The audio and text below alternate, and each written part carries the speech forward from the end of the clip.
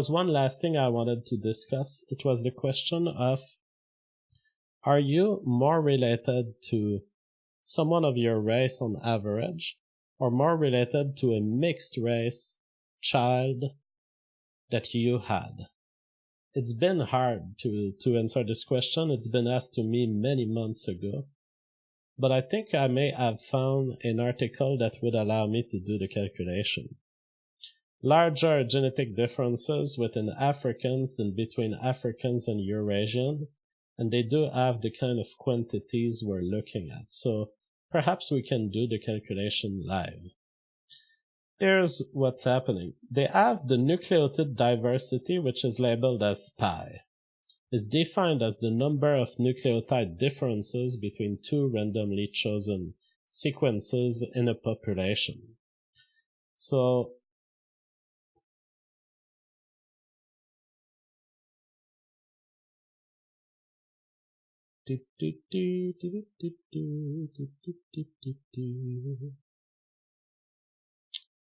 in addition, variation in pi may also arise from different mutation rates among different segments, although we found no correlation between pi and the divergence between human and ape sequences. The average pi values are only 0.061% among Asians, 0.064% among Europeans, and twice as high among Africans. So here's an Excel sheet. What does that give us? And I want you to follow my rationality here. Within Europeans, two random sequences are related to each other by 0.064%. So if I want to know the similarity, the genetic similarity, it's 100 minus this. So essentially, two Europeans are 99.94% similar to each other. Now the question I've been asked is, are you more related to Europeans at random than a child of yours that is mixed race? And of course, what we're going to do is we're going to take a child that you had with an African. So suppose you have one European picked at random versus you. What is the percentage that you two share of genes? It's exactly 99.936. Now compare this with one child from you plus an African partner versus you. Now, there are some considerations to be taken here. First, the genetic diversity of half of your child's genome with respect to yours is 0 for half of your genome. But your child may differ from the part of your genome that you have, that you inherit, that it does not inherit. In other words, there's one half of your child that is exactly similar to one half of you. But that half of your child is also dissimilar to this half of you that he didn't inherit.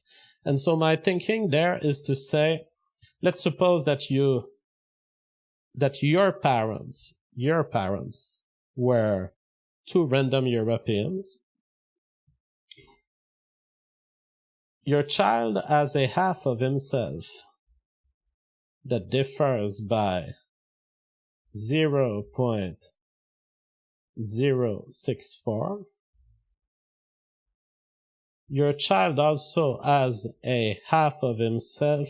This half of himself is different from half of yourself by 0.064.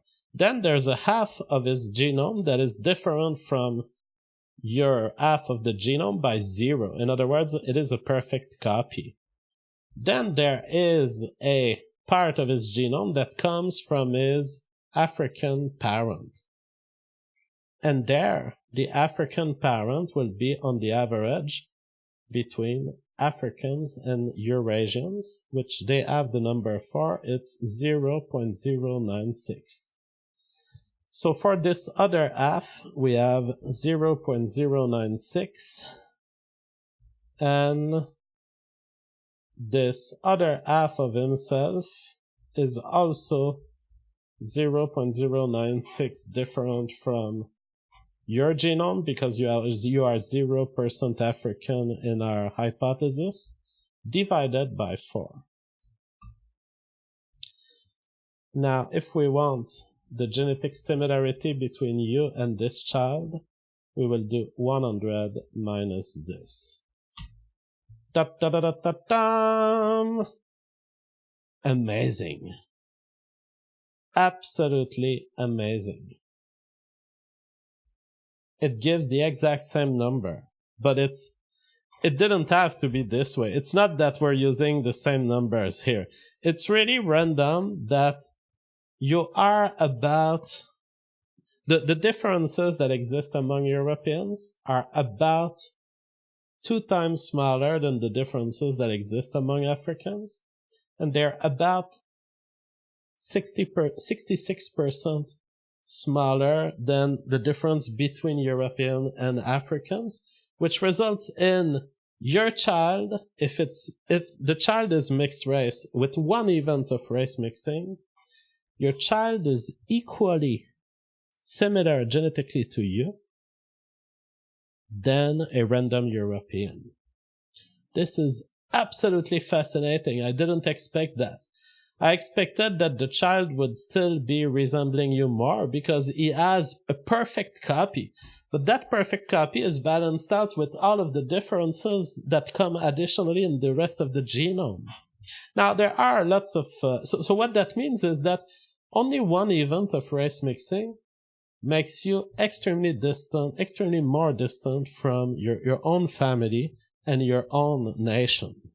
Now, imagine you stack this across generations. It means that race mixing can drive a lot of diversity, a lot of differentiation.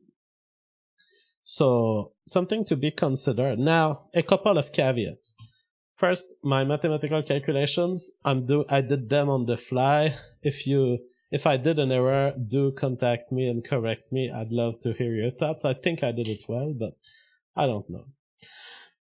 And other thing is, what we have calculated here are non-coding sequences. They are differences in the genome that tend not to matter, because these studies had been using these parts of the genome particularly because they were interested in detecting a lot of differences. If you are in the parts of the genome that do matter, that do get expressed, that do have an effect on the body, you could have different measures on any of the direction. It could be that the child is more related or less related. And this would tell us a good answer on the question really of racial similarity. Right now, we're just in arbitrary similarity and in the genome in general. If we were to go into functional sequences, we would have a probably more politically and more socially relevant and more biologically relevant answer to our question. But it is the exact same number. You are 99.936% similar to a random European, and you are 99.936% similar to a mixed race child that you had with an African. So the decision of one event of race mixing is equal to absolutely randomizing your reproductive strategy in a different direction. Absolutely fascinating. Thank you so much for bringing this important question.